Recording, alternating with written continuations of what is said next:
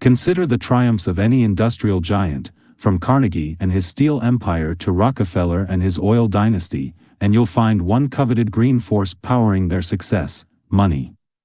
And in the late 1800s, no one held more financial sway than John Pierpont Morgan. To understand the vast reach of Morgan's influence, we must journey back to a time long before America became a global economic powerhouse with a $21 trillion GDP. It's easy to overlook that America was once an emerging market, one heavily reliant on British capital. Now, let's delve into the story of how a unique mix of timing, intellect, and strategic connections made J.P. Morgan the most formidable figure in American financial history.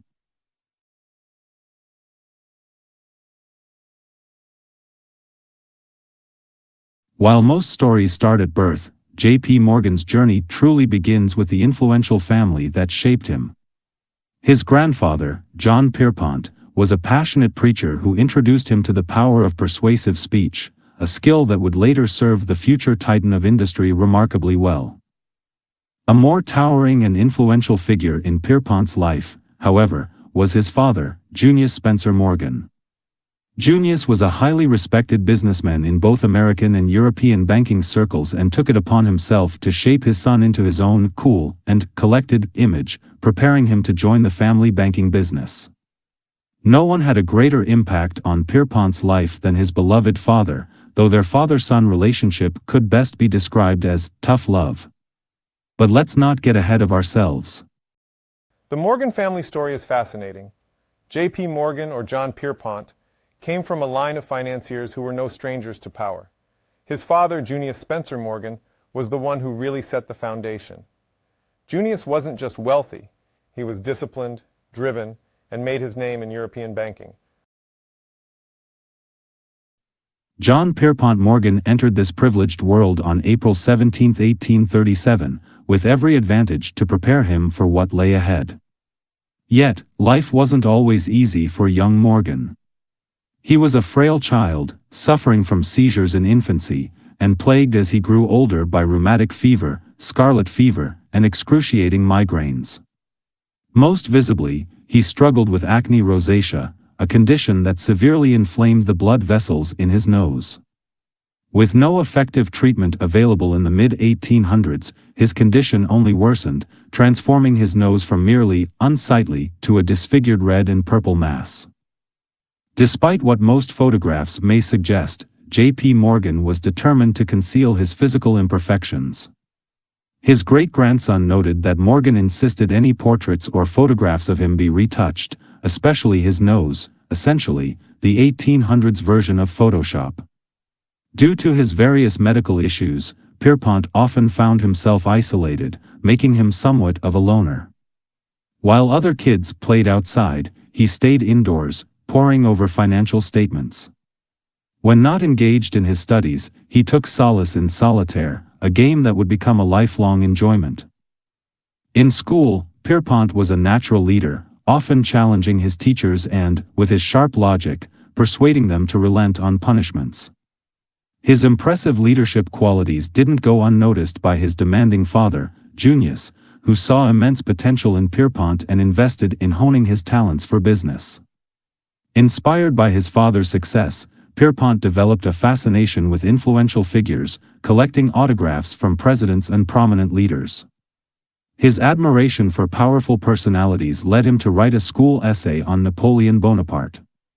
Though his parents encouraged American heroes, Pierpont was captivated by Napoleon's drive for global dominance, a notion that resonated with the future financier.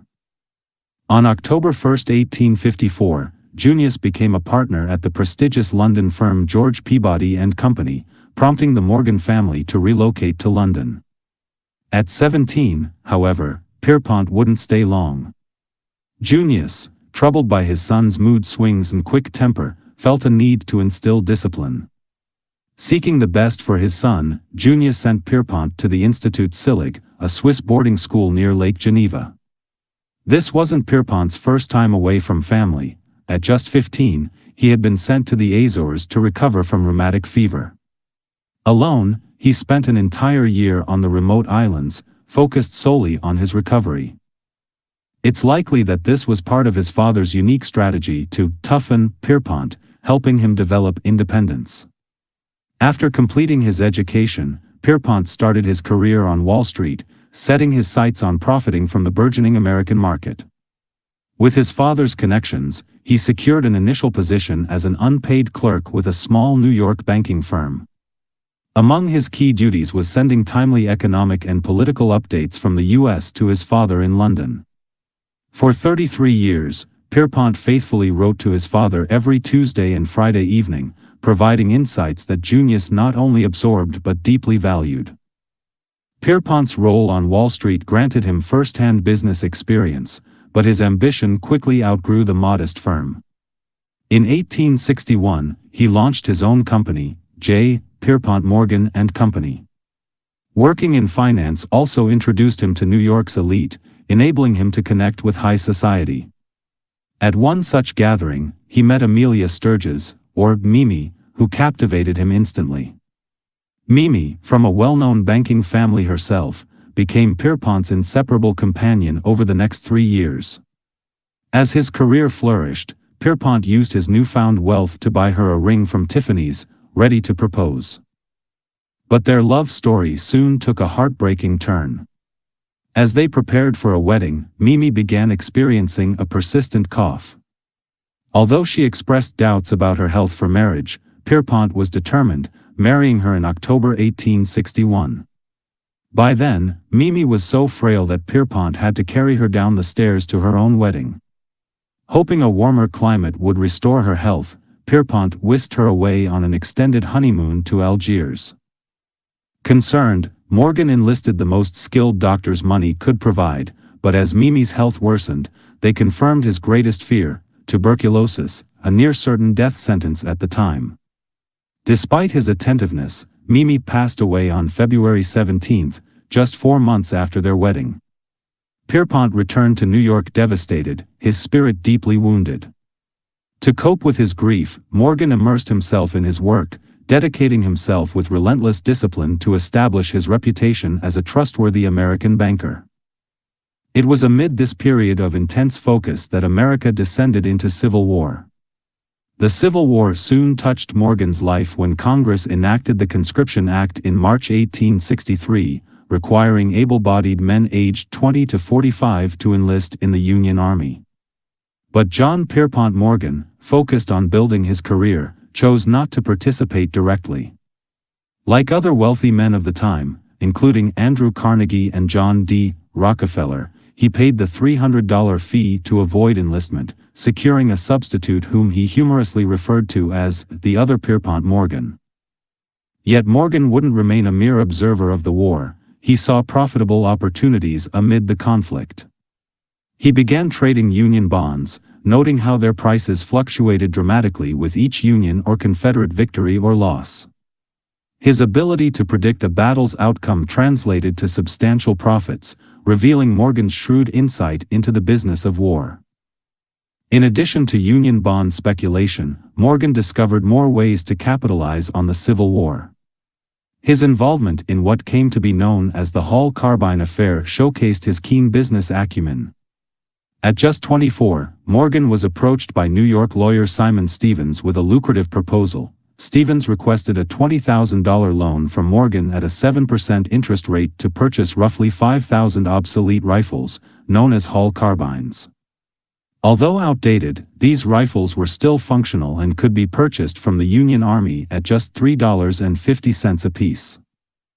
Stevens's plan involved using Morgan's loan to upgrade the rifle's cartridges, enhancing their range and accuracy. After modernization, the weapons would be resold to the Army at a significant markup, allowing Stevens to repay the loan and interest. With the Union Army's loss at the First Battle of Bull Run, rifle demand surged, and the plan succeeded flawlessly. The Union repurchased the modified guns for $22 each, despite selling them for a fraction of that price only weeks prior.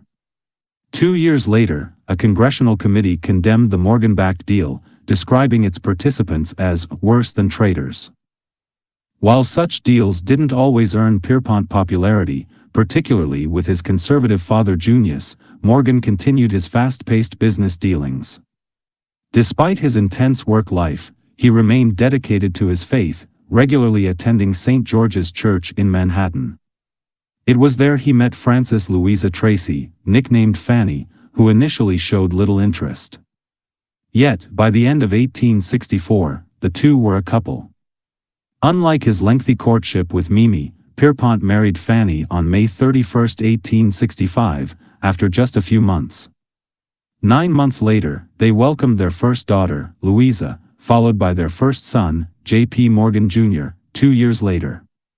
As Pierpont's family grew, so did his fortune, during a time when wealth and prosperity were increasingly within reach in America.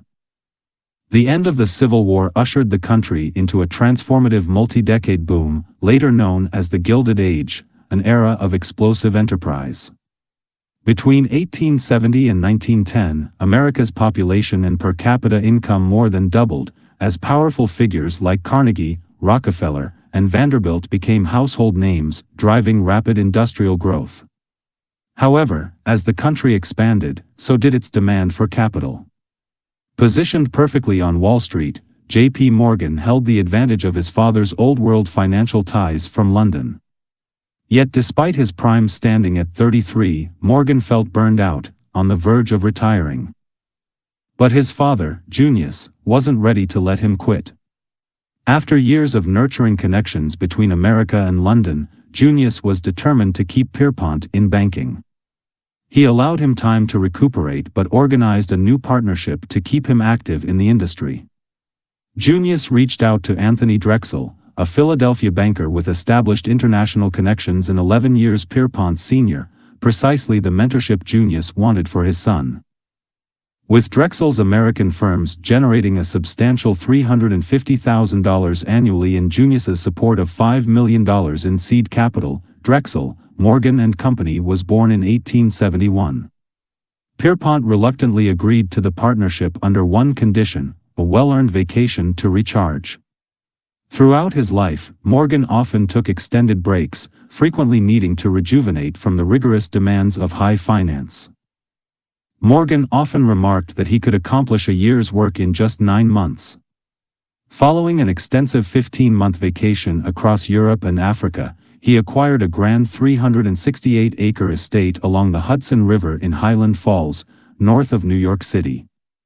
Known as Cragston, this estate became his retreat from city life and the place where he raised his family, welcoming 2 more daughters in the following years. Meticulous in all aspects of his life, Pierpont cared for his estate's gardens with the same precision he applied to his finances, personally tending to the roses and selecting only the finest blooms for his stately home. In business, he also kept his standards high, strictly allowing women into his Wall Street office only on New Year's Day when markets were closed. His partner's secretary, even, worked from across the street to avoid distracting his intense focus. Morgan's dedication paid off, bringing him financial success on a massive scale. While the average American earned around $500 per year, Morgan's income exceeded $500,000 annually. Yet his success wasn't just due to his financial skills, his imposing image contributed as well. Standing at 6'2", towering over others, and with a fierce gaze described as like an oncoming train, Morgan could unsettle even the toughest rivals. His intimidating presence made him particularly effective when dealing with the railroad industry. Building a railroad was costly, with startup expenses reaching up to $35 million, and only a select few banks, including Drexel, Morgan & Company, had the means to finance these colossal ventures. Despite the high entry costs, the railroad sector had overextended itself, with numerous companies laying tracks on the same routes to compete, causing prices to plummet. While others viewed this overexpansion as a flaw, Morgan saw potential in the chaos, understanding that consolidation could transform the industry. Instead of merely holding shares in railroad companies, Morgan took an active role in the corporate management of the rails he invested in. By securing a position in a company and joining its board of directors, Morgan could reorganize the company's leadership and steer it in the direction he deemed appropriate. This approach became so popular that it was later dubbed Morganization, although today we refer to it as activist investing. It was said that despite being a director on numerous boards, the true chairman was always wherever Pierpont was seated. On one rare occasion when a railroad president questioned his authority, J.P. Morgan replied, "Never forget, your railroads belong to my clients." Over time, Pierpont built an unmatched reputation as an honest and straightforward dealmaker. At a time when government regulatory agencies were non-existent, he earned the nickname, the Sheriff, in the Wild West of trains. Having Morgan on your board acted as a deterrent, prompting corporate raiders and robber barons to reconsider any plans for a hostile takeover. As he brokered increasingly larger deals, Morgan honed the art of consolidation, and his growing reputation helped attract even more business to his firm. Thus, when two railroad giants threatened to dismantle the rail industry and crashed the entire American economy, it was no surprise that Morgan's influence was called upon. However, the scale of this deal required Pierpont to orchestrate the situation in a way that had never been attempted before. The stakes were at their highest. If you've ever heard the phrase, "work hard, play hard," it perfectly encapsulated J.P. Morgan's lifestyle. Although he spent long hours at the office, he dedicated just as much effort to his leisure activities. In 1882, J.P. Morgan joined the New York Yacht Club and acquired a 185-foot iron yacht named the Corsair. He frequently used the vessel to commute to and from work in the city, allowing him to avoid being constrained by the rail schedule. In opulent style, Pierpont also hosted lavish parties as he cruised up and down the Hudson. While the Corsair was primarily for enjoyment, its staterooms often doubled as an eccentric boardroom for Morgan's upcoming meetings. Two of the largest railroads in the nation, the Pennsylvania and the New York Central, were in constant competition, with their profit margins shrinking by the day. However, what these companies failed to recognize was how their territorial disputes were impacting the American economy. British investors, who had invested $1.5 billion into the industry, anxiously observed as the railroads approached bankruptcy. Soon enough, the British began to withdraw money from U.S. rail stocks at an alarming rate of $25 million per year. This posed a significant threat, given that railroad companies accounted for over two-thirds of America's publicly traded companies at that time. If the two railroads were to collapse, the resulting domino effect could have devastating consequences for the fledgling American economy. J.P. Morgan devised a bold plan that necessitated agreements from both sides of the tracks, but neither railroad president seemed willing to concede. So, Morgan invited both to board the Corsair, where they sailed along the Hudson River, discussing the specifics of his ambitious proposal. In his characteristic unconventional and assertive manner, Morgan refused to dock until both parties accepted his terms, effectively holding the railroad presidents hostage. In the end, they reluctantly agreed to stay out of each other's territories. This pivotal achievement became known as the Corsair Pact.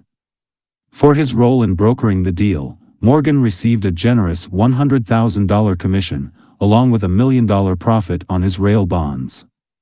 A few years later, on April 8, 1890, tragedy struck when Morgan's father, Junius, died in a carriage accident.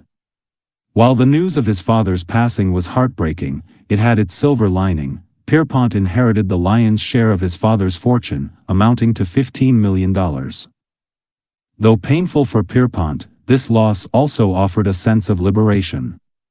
With his father gone, Morgan was now free to invest and spend as he pleased, finally allowing him to emerge from his father's imposing shadow.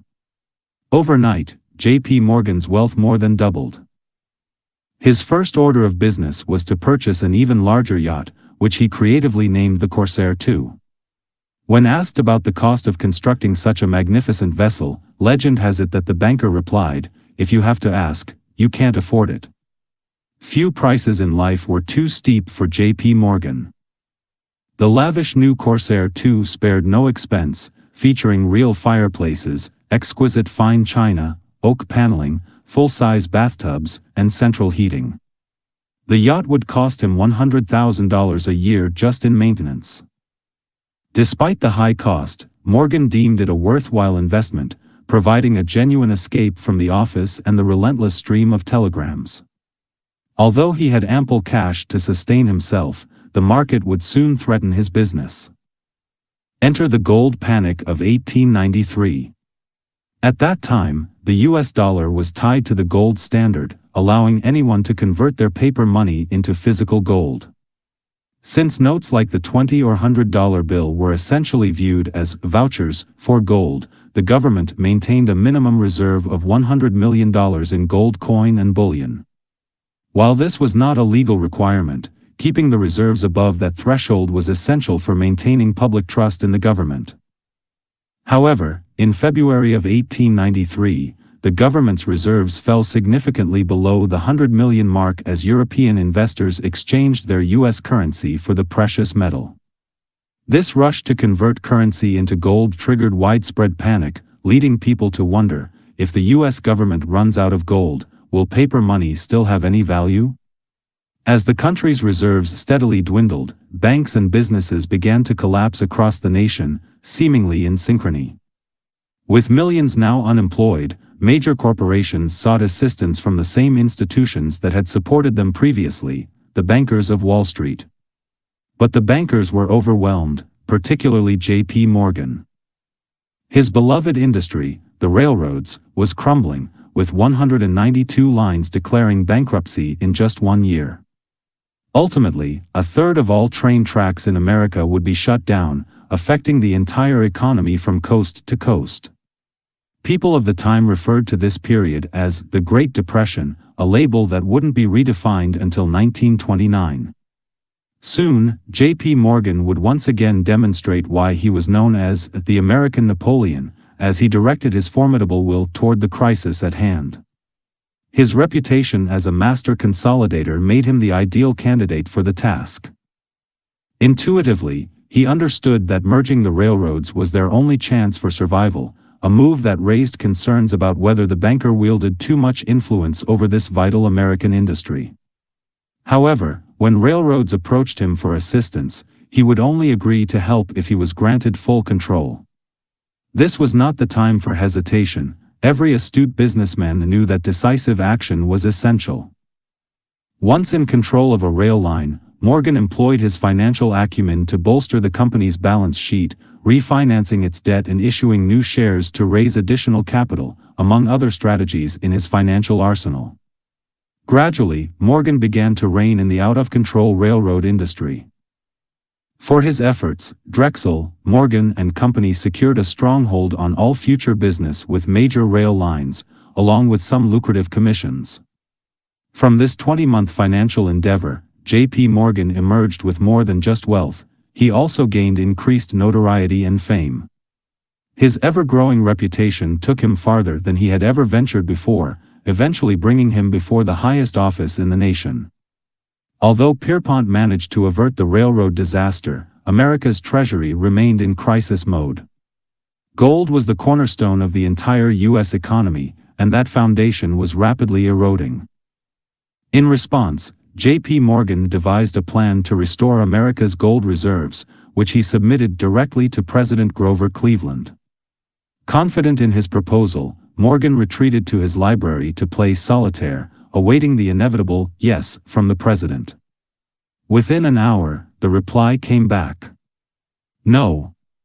President Cleveland chose instead to pursue the traditional government response, selling bonds to the American public. However, Pierpont understood that issuing bonds would take too long, and the government risked defaulting on its debts within 3 weeks. Without hesitation, J.P. Morgan rushed from New York to Washington, determined to meet with the president, whom he regarded as his equal. If the president was the king of the land, then Morgan was undoubtedly the emperor of finance. Initially, the president refused to see him, prompting Pierpont to respond in a commanding and intimidating tone, "I have come down to Washington to see the president, and I'm going to stay here until I do." By this time, the situation was worsening by the hour, as the government faced a serious risk of bankruptcy, leaking $2 million a day from its gold reserves and showing no signs of slowing down. The morning after his arrival, Morgan was ushered in to meet the president and several cabinet members. However, the president and his advisors were not initially inclined to heed the Wall Street banker's advice. Fortunately for Morgan, the treasurer received a call during the meeting, informing them that their reserves had dropped to $9 million. Seizing the moment, Pierpont jumped in, telling the men in the room that he personally knew of a draft for $12 million that, if presented that day, could wipe out the U.S. government's deficit by 3 o'clock that afternoon. Recognizing their perilous situation, President Cleveland turned to Morgan and asked, "Do you have any suggestions, Mr. Morgan?" Morgan proposed a syndicate of U.S. and European investors who could collaborate to invest gold back into the government's reserves. Using an outdated loophole from a Civil War-era law, Morgan demonstrated how the Treasury could purchase gold from his private syndicate, replenishing their dwindling reserves and stopping the financial leak. More importantly, this loophole allowed the president's administration to bypass Congress, providing Cleveland with a convenient means to make an immediate decision. Despite the potential negative publicity of the White House collaborating with Wall Street, Cleveland signed the contract with Morgan's syndicate. Within 22 minutes in New York City and 2 hours in London, the private sale of the government's gold bonds was completely sold out. With disaster averted, Pierpont had successfully rescued the United States government, saving the country from the brink of collapse and restoring confidence in the American economy. Morgan's motivations were not entirely altruistic, as he pocketed a substantial commission for his role in facilitating the transaction, raising questions about whether his behavior resembled that of a profiteer rather than a patriot. With such a degree of influence, many were concerned about whether one man like Morgan should wield so much power. A clear illustration of this occurred when J.P. Morgan was approached by Andrew Carnegie in 1901. Carnegie Steel was thriving, earning $40 million a year, but Andrew Carnegie was ready to retire from the business world. He scribbled the amount he was willing to sell his company for on a scrap of paper and had it delivered to Morgan's office. Upon seeing the $480 million price tag, J.P. Morgan immediately agreed, marking the largest business transaction in history in elevating Carnegie to the status of the richest man in the world at that time. Later, while celebrating the deal, Carnegie mused that he should have asked for an extra $100 million. "If you had, I would have paid it," Morgan replied. Using Carnegie Steel, Morgan formed the United States Steel Corporation and continued his spree of consolidation, effectively controlling 60 to 70% of the nation's total production. In doing so, he also established the world's first billion-dollar company, U.S. Steel, which was valued at $1.4 billion, equivalent to a staggering 7% of America's GDP. In addition to his stronghold over the steel industry, Morgan's latest venture, Northern Securities, had acquired and controlled 2 of the largest railroad companies in the nation. This meant that Morgan owned 1/3 of all rail lines at a time when 60% of America's stock market capitalization was comprised of railroad corporations. People began to whisper and speculate that Morgan effectively owned the United States. Among those who believed the rumors was President Theodore Roosevelt. Previous presidents, such as Cleveland and McKinley, were largely in favor of megacorporations dominating the country, or at least didn't seem to mind. In stark contrast, Roosevelt was anti-monopoly and believed that the size of the government should expand alongside the growth of American industry. Needless to say, Morgan and the president were not off to a good start. Utilizing the Sherman Antitrust Act of 1890, Roosevelt worked diligently to dismantle companies like Northern Securities and U.S. Steel. At a time when there were no issues with politicians accepting bribes from big business, such as complimentary rail passes, President Roosevelt firmly opposed those old-world practices. Roosevelt viewed J.P. Morgan as part of the problem plaguing America's unstable economy. The president was determined to ensure that giant corporations did not operate without oversight. Morgan and his Northern Securities would serve as Roosevelt's example to the world. Without consulting his presidential cabinet, Roosevelt publicly announced that Northern Securities was under investigation for illegal activities under antitrust law. For the second time in his life, Morgan hurried to the White House, demanding to see the president. He argued that he should have been given time to address the issue and warned before such a swift action was taken. "That is precisely what we did not want you to do," Roosevelt replied. Eventually, Northern Securities was dismantled in 1904 when the Supreme Court upheld the government's decision, rejecting Morgan's appeal. J.P. Morgan resented the government's intrusion into big business. When he heard that President Roosevelt was traveling to Africa for a hunting trip one year, Pierpont remarked, "Good. I hope the first lion he encounters does his duty." Although the two men often clashed, President Roosevelt, commonly known as Teddy, had to acknowledge that Morgan had a remarkable talent for revitalizing entire economies. This talent would be put to the test again in 1907 when the stock market panicked following the collapse of the United Copper Company, which took down the entire mining industry along with 2 brokerage houses and a bank, all within a single weekend. As the stock market spiraled into chaos, a bank run ensued.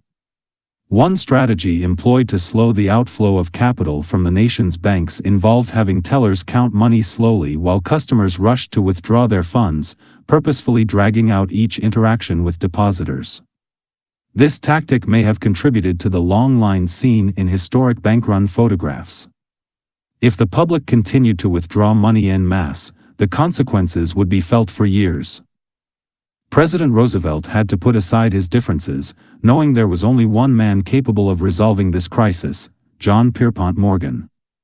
His administration called on Morgan to intervene, offering $25 million in government funds for his use. During the crisis, John D. Rockefeller even offered half of his personal fortune to Morgan if it would help save the country from a depression. Just like the business conducted on his yacht, Morgan needed to set the stage. He arranged for the heads of the nation's largest banks and trusts to gather in his private library to collaborate on solving the national crisis. Morgan reportedly outlined his plans for the larger banks and trusts to invest in their smaller counterparts. He then locked the door and played solitaire while the bankers negotiated among themselves. Reporters anxiously camped outside, eagerly awaiting news. By early morning, the leaders of the nation's largest banks and trusts had reached a resolution, reminiscent of the Corsair Pact from many years earlier. Morgan helped coordinate the capital needed to bail out the failing banks, and by the end of the week, another crisis had been averted. J.P. Morgan was celebrated as a hero. Walking down Wall Street, onlookers cheered. However, this would be the last time that one individual, especially a Wall Street banker, held such immense influence over an entire country. Despite being semi-retired and well into his mid-70s, Morgan continued to face opposition regarding his unparalleled power. By 1912, he was summoned to appear before the Pujo Committee, a Senate-led group investigating the significant financial control wielded by a small number of powerful bankers. Although the committee was examining various banks, it quickly became apparent that J.P. Morgan was the primary target of the government scrutiny. Nevertheless, Pierpont remained resolute in his belief that he had done nothing wrong. When asked if he pursued power, he asserted that it was never something he desired. Widely covered by the media, Morgan seized the opportunity to showcase his diplomatic skills. "Isn't commercial credit primarily based on money or property?" a lawyer on the subcommittee inquired. "No, sir, the first thing is character," Morgan cleverly replied. "Before money or property?" the lawyer pressed. "Before money or anything else," Morgan responded, prompting applause from the spectators. Ultimately, the committee's findings revealed that Morgan single-handedly controlled more than $22 billion in capital through his 112 corporations and 341 directorships, effectively representing over two-thirds of the country's GDP.